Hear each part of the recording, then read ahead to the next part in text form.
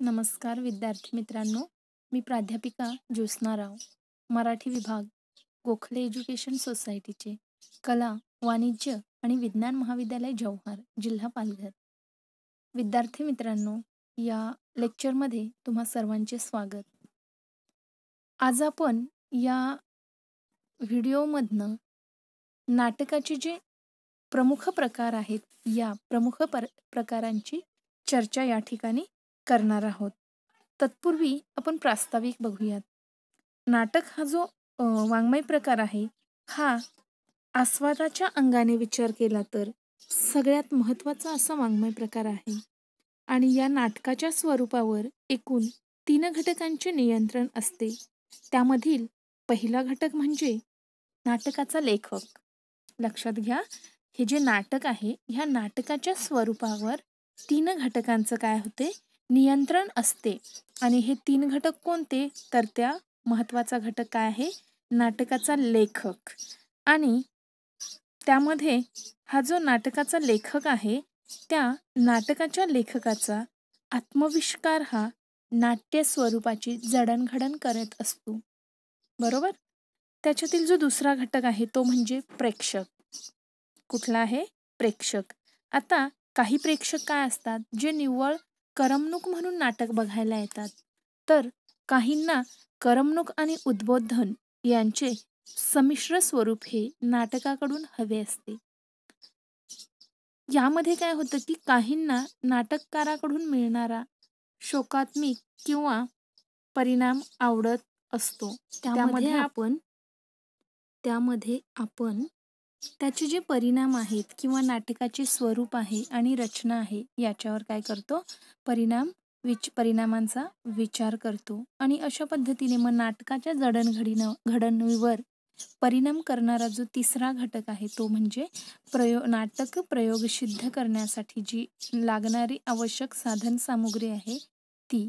आता मग ही आवश्यक असणारी साधन सामग्री कुठली?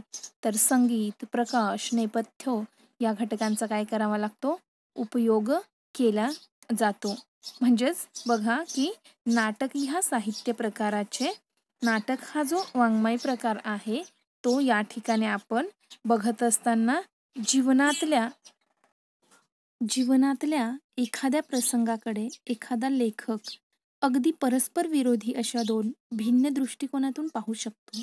कधी प्रेमभंगाचे दुःख अनावर होऊन आत्महत्या करणारा व प्रेमभंगाचे दुःख पचवून पुन्हा नव्याने प्रेम करणारा, असे दोन्ही मानवी नमुने आपणास पाहावयास मिळतात. काय होतं की यामध्ये नाटक लिहिताना नाटककार हा जीवनाकडे बघून त्या पद्धतीने नाटकाची रचना करत असतो. आता प्रास्ताविकेत आपण एक महत्त्वाचा मुद्दा लक्षात घेतला आहे, तो म्हणजे नाटकाच्या रचनेवर लेखकाची भावोत्कंठता, एकतानता आणि प्रेक्षकांचे समाधान व्हावे ही इच्छा आणि प्रयोग सिद्ध करणारी साधन सामुग्री या तिन्हींची संमिश्र व एकात्म परिणाम होतो. आणि म्हणूनच केवळ शोकात्म अथवा केवळ सुखात्म या 2च प्रवृत्तींची नाटके काय केली जातात? लिहिली जातात. आता ही जी प्रस्तावना आपण या ठिकाणी केलेली आहे, या प्रस्तावनेवरून तुमच्या लक्षात आलं असेल की नाटकाचे असे ठळक प्रकार 4 आपण सांगू शकतो. त्यामध्ये शोकात्मिका, सुखात्मिका, प्रहसन आणि मेलोड्रामा हे 4 नाटकाचे प्रकार या ठिकाणी आपणास सांगता येतील. या 4ही प्रकारांची आपण थोडक्यात ओळख करून घेऊयात. विद्यार्थी मित्रांनो, आता आपण नाटकाचा जो पहिला प्रकार आहे तो म्हणजे शोकात्मिका. शोकात्मिकालाच इंग्रजीमध्ये ट्रेजेडी असे म्हटले जाते. शोकात्मिकेला इंग्रजीमध्ये ट्रेजेडी असे म्हटले जाते. आता तुम्हाला जसं मी नाटकाचे 4 प्रकार म्हटले आहेत. पहिला कुठला? शोकात्मिका, दुसरा सुखात्मिका, तिसरा शोभप्रधान नाट्य आणि चौथा प्रहसन. पण प्रथम वर्ष कला या वर्गासाठी आपल्याला फक्त पहिलं आणि दुसरं म्हणजे शोकात्मिक आणि सुखात्मिक या 2च नाट्य प्रकारांचा अभ्यासाला समावेश करण्यात आला आहे. परंतु तरीही हे जे दुसरे 2 प्रकार आहेत, हे तुम्ही समजून घ्या. पण परीक्षेसाठी फक्त तुम्हाला वरील पहिला आणि दुसरा शोकात्मिक आणि सुखात्मिक हे 2च प्रकार उपयोगाला येणार आहेत. म्हणजेच अभ्यासक्रमानुसार फक्त 2 साहित्याचे, नाटकाचे 2च प्रकार तुम्हाला अभ्यासाला आहेत. तुमच्या माहितीसाठी म्हणून आपण 4ही प्रकार या ठिकाणी घेणार आहोत. आता आपण हे जे प्रकार आहेत ह्यांचे सविस्तर विवेचन करूयात. पहिला जो प्रकार आहे तो आहे शोकात्मिका म्हणजेच ट्रेजेडी. आता ह्या शब्दावरनं तुमच्या काही लक्षात येत असेल बघा. शोकात्मिका म्हणजेच काय? शोक. ज्या नाटकामध्ये शोक असतो, दुःख असते, म्हणजेच ज्या नाटकामध्ये शोक किंवा दुःख प्रधान असेल त्या नाटकाला आपण काय म्हणतो? शोकनाट्य असे म्हणतो. म्हणजेच शोकात्मिक नाटक असे आपण त्याला म्हणतो. म्हणजेच या ठिकाणी काय आहे की ज्या ठिकाणी शोक असेल, बरोबर ना, ज्या ठिकाणी शोक वर्णन केलेले असेल, दुःखाचे वर्णन केले आहे, त्या ठिकाणी कुठलं नाट्यप्रकार होतो? शोकात्मिक.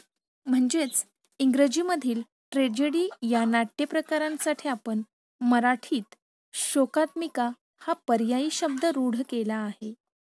आता ट्रेजेडी ही जी संज्ञा आहे ही नाटकांप्रमाणे इतर प्रकारांसाठी देखील काय केलेली आहे? वापरलेली आहे. मग या ठिकाणी ज्या ठिकाणी शोक असेल, उदाहरणार्थ म्हणून विश्राम बेडेकर यांची जी रणांगण कादंबरी आहे ही एक प्रकारचा शोक आहे. म्हणजेच ज्या प्रकारामध्ये, ज्या नाटकामध्ये सुख नाही आहे, समाधान नाही आहे, तिथे काय आहे? दुःख आहे. त्या ठिकाणी कुठला नाट्यप्रकार होतो? शोकात्मिक हा नाट्यप्रकार होत असतो. आणि या पद्धतीनेच ह्या शोकात्मिका नाटकासाठी भीषण नाट्य हा देखील शब्द वापरण्यात आलेला आहे.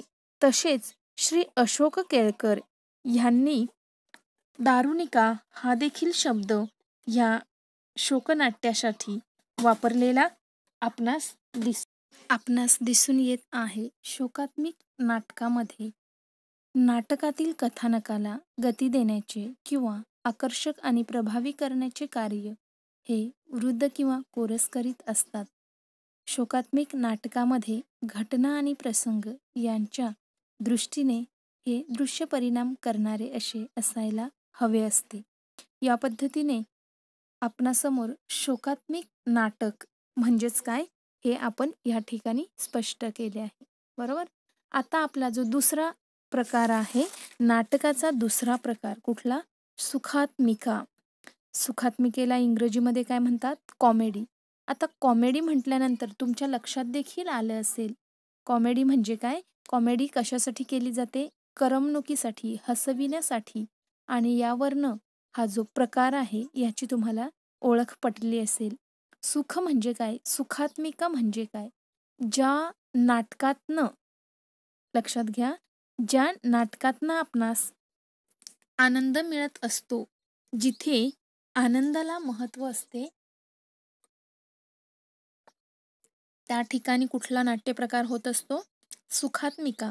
म्हणजेच ज्या वेळेस एखादा नाट्यप्रकार म्हणजेच शोकात्मिके इतकाच महत्त्वाचा नाट्यप्रकार म्हणून सुखात्मिका या नाट्यप्रकाराकडे बघितले जाते. ज्या वेळेस एखादी सुखात्मिकेचं जे नाटक प्रकार आहे त्याला सुमारे 400 वर्षांचा इतिहास लाभलेला आहे. बघा, शोकात्मिका नाटकामध्ये काय होतं की नाटकाचा जो नायक असतो तो राजा किंवा उच्चकुलीन आदरणीय व्यक्ती असते. परंतु जे सुखात्मिक नाटक आहे त्या सुखात्मिकेत नाटकातील पात्र मात्र एखादा शहरी नायक संभवत असतो. आणि ह्या जसं शोकात्मिकेमध्ये नायकाचा पराभव होत असतो, अंत होत असतो, मात्र सुखात्मिक नाटकामध्ये नायकाचा अंत होत नाही, तर नायकाच्या वाटेला आनंद येत असतो. आणि म्हणून ह्या नाटकाला आपण काय म्हणतो? सुखात्मिका नाटक म्हणून म्हणत असतो. आता सुखात्मिकेचा नायक जो असतो तो मुळी सामान्य माणूस असतो आणि त्यामुळे त्याला काय होत नाहीये, आपल्या दोषाची जाणीव होत नसते. जाणीव होत असते आणि या दोषामुळे तो आपले हितसंबंध धोक्यात येऊ नयेत म्हणून काय करतो, तो दक्ष असतो आणि त्यासाठी तो कधीही वाटा शोधतो किंवा कधी पळवाटा.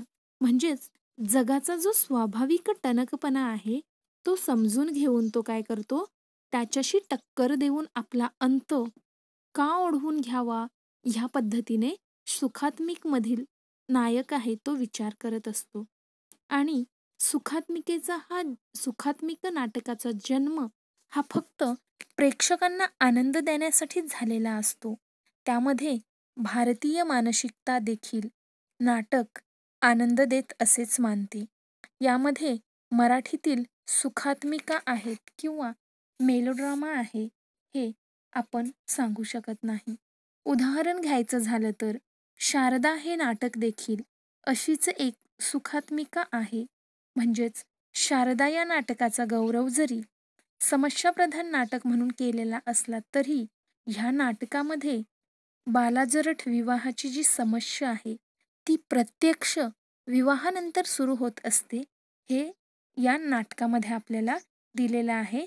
आणि मग ह्या नाटकामध्येच म्हणजेच किंवा दुसरं उदाहरण घ्यायचं झालं तर पु ल देशपांडे यांचे तुझं आहे तुझं पाशी, तुझे आहे तुझं पाशी हे नाटक देखील काय आहे, एक सुखात्मिकेचं उदाहरण म्हणून आपणास घेऊ शकतो. या पद्धतीने आपण हे जे रचनेच्या अंगाने विचार केला, लक्षात घ्या, नाटकाच्या रचनेच्या अंगाने जर आपण विचार करू तर सुखात्मिका आणि सुखात्मिका, लक्षात घ्या, शोक आणि सुख सोपे आहेत ना. शोक म्हणजे जिथे शोक आहे, दुःख आहे, तिथे शोकात्मिक नाटक होते आणि जिथे सुख आहे, आनंद आहे, तिथे कुठलं नाटक होते, सुखात्मिका. हा दोन्हींमधला काय आहे, फरक आहे. तुमच्या आता हे दोन्ही घटक लक्षात आले असतील. विद्यार्थ्यांसाठी फक्त हे 2च घटक परीक्षेला आहेत. आणि आता आपण जो पुढचा घटक बघणार आहोत, प्रहसन आणि मेलोड्रामा, म्हणजे हे दोन्ही घटक तुमच्या माहितीसाठी आपण या ठिकाणी घेत आहोत. थोडक्यात एकत्रित बघणार आहोत. ज्या ठिकाणी सुख आणि दुःख, प्रहसन जे शोभप्रधान नाटक आहे म्हणजे मेलोड्रामा, बरोबर. या मेलोड्रामा नाटकामध्ये आपण काय बघणार आहोत की जिथे सुख आणि दुःख हे दोन्ही एकत्रित येतात तिथे कुठलं नाटक होत असतं, शोभप्रधान म्हणजेच मेलोड्रामा. आता एक लक्षात घ्यायचंय की आपला शोभप्रधान नाटक जे आहे त्याला आपण इंग्रजीमध्ये काय म्हणतो, मेलोड्रामा. आता हे जे मेलोड्रामा नाटक आहे यामध्ये फक्त सुखाला महत्त्व नाहीये किंवा फक्त दुःखाला देखील नाहीये. या ठिकाणी सुख आणि दुःख या दोन्ही घटकांना एकत्रित महत्त्व देण्यात आलेलं आहे. खरे तर शोकात्मिका आणि सुखात्मिका हेच 2 नाटकाचे प्रमुख नाट्यप्रकार मानले जातात. पण पुढे काय होतं की काळाच्या ओघात मेलोड्रामा हे क्षोभप्रधान नाटक या नावाने हा जो प्रकार आहे तो रूढ झालेला आहे. थोडक्यात मेलो म्हणजे काय तर गाणे आणि ड्रामा म्हणजे ड्रामा विथ सॉन्ग. काय, ड्रामा विथ सॉन्ग म्हणजेच यामध्ये संगीताला देखील प्राधान्य असते आणि सुख आणि दुःख हे काय केलेले आहेत, एकत्रित घेऊन हा जो प्रकार आहे नाटकाचा तो त्याचं लक्ष ठरवलेलं आहे. म्हणजे थोडा ड्रामा असतो आणि सुख पण असतं आणि दुःख पण असतं, असा हा प्रकार आहे. मराठीमध्ये सगळ्यात जास्त लिहिला गेला जो प्रकार आहे नाटकाचा तो कुठला आहे, मेलोड्रामा. आणि याचे महत्त्वाचे कारण असे की शोकात्मिकेचा ताण सहन न होणारा फार मोठा एक प्रेक्षक वर्ग असतो आणि या प्रेक्षकाला करमणूक हवी असते म्हणून मेलोड्रामामध्ये संगीताची सोय केलेली असते. काय केलेलं असतं की ज्या वेळेस प्रेक्षक काय होतो, प्रेक्षक करमणूक म्हणून नाटक बघायला येतो आणि त्याची करमणूक व्हावी म्हणून आपण काय करतो, त्या नाटकामध्ये संगीताची सोय करत असतो. अशा पद्धतीने हा जो मेलोड्रामा, इंग्लिशमध्ये काय म्हणतो आपण त्याला, मेलोड्रामा, हा जो साहित्याचा नाटकातील प्रकार आहे नाटक या साहित्याचा जो प्रकार आहे त्यामध्ये आपण कशाची ॲडजस्टमेंट केलेली असते, तर संगीताची, जेणेकरून हा जो प्रेक्षक वर्ग आहे त्याची काय होऊ शकते, करमणूक होऊ शकते. आणि म्हणून हा जो नाटकाचा प्रकार आहे त्यामध्ये आपण संगीताला महत्त्वाचे स्थान देत असतो. आता आपला जो चौथा प्रकार आहे, नाटकाचा चौथा प्रकार, तो कुठला आहे, प्रहसन. आता या प्रहसन नाटकाला इंग्रजीमध्ये फार्स असे म्हणतात. हा जो प्रकार आहे इथे फक्त हास्य आणि विनोद ह्यांना महत्त्व दिलेलं जातं.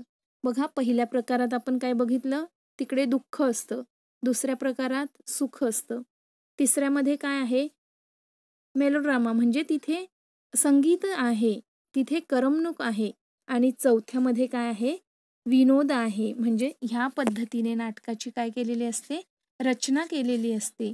ज्या ठिकाणी हास्य आणि विनोद आहे, ज्या ठिकाणी हास्य आणि विनोद महत्त्वाचा मानला जातो त्या ठिकाणी प्रहसन हे नाटक सादर होत असते. मग ज्यामध्ये फार्ससाठी म्हणजे प्रहसन या नाटकाला आपण इंग्रजीतून काय म्हणतो, फार्स. मग हा जो फार्स शब्द आहे हा म्हणण्याची सुद्धा ही जी प्रथा पडलेली आहे ही कुठे झालेली आहे, मराठीमध्येच रूढ झाली आहे. ज्यावेळेस हास्यरस्य प्रधान अथवा विनोदी नाटक हे नाटकाचे काय आहेत, आणखी 2 प्रकार म्हणून वापरले जातात. यामध्ये एक इतिहास आहे. मराठीतला फार्स हा काय आहे, एक इतिहास आहे. यामध्ये विनोदाला महत्त्वाचे स्थान देण्यात आलेले आहे. म्हणजेच पुराण काळातील घटना असतील किंवा एखाद्या प्रेक्षकांना हसविण्यासाठी जे जे करता येईल ते ह्या नाट्य प्रकारामध्ये काय केलेलं आहे, महत्त्वाचे स्थान दिलेले आहे. आपण अत्रेंचं एक साष्टांग नमस्कार हे जे विनोदी नाटक आहे ते या ठिकाणी उदाहरण म्हणून घेऊ शकतो. म्हणजेच हे जे नाटक आहेत ह्या चारही नाटकाच्या प्रकारामध्ये आपल्याला लक्षात येतं की लोक प्रेक्षकांच्या मनोरंजनासाठी आपण काय करत असतो, नाटक हा जो साहित्य प्रकार आहे तो सादर करीत असतो. या ठिकाणी आपण नाटकाचे जे 4 प्रकार आहेत ते काय केलेले आहेत, सविस्तरपणे अभ्यासले आहेत. पुन्हा एकदा सांगते की प्रथम वर्ष कला ह्या वर्गातील विद्यार्थ्यांसाठी फक्त पहिले 2च प्रकार अभ्यासासाठी आहेत आणि वरचे जे 2 प्रकार आहेत ते फक्त तुमच्या माहितीसाठी आपण या ठिकाणी घेतलेले आहेत. जर व्हिडिओ आवडल्यास लाईक करा, सबस्क्राईब करा आणि शेअर करा. धन्यवाद.